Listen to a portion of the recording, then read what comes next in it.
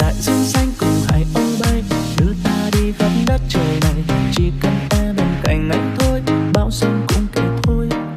Nụ hoa xinh dịu dàng trên môi cho tim anh rung động bối rối. Trời xanh với mây ngàn kéo tới, yêu mất thôi người ơi.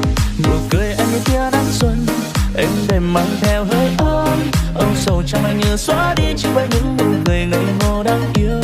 Này em có nụ cười xinh như là mặt trời bé con. Dừng lại một chút thôi để đắm đuối bầu trời có hai ta thôi.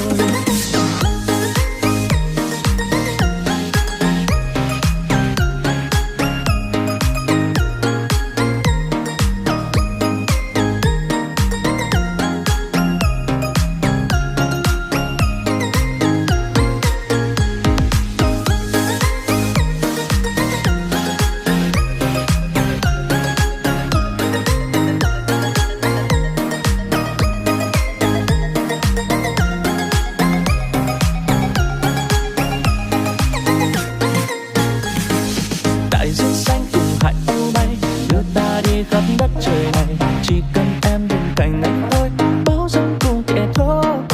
Nụ hoa xinh dịu dàng trên môi cho tim anh rung động bối rối. Trời xanh với mây ngàn kéo tới, yêu mất tôi người ơi. Nụ cười anh như tia nắng xuân, em đêm mang theo hơi ấm.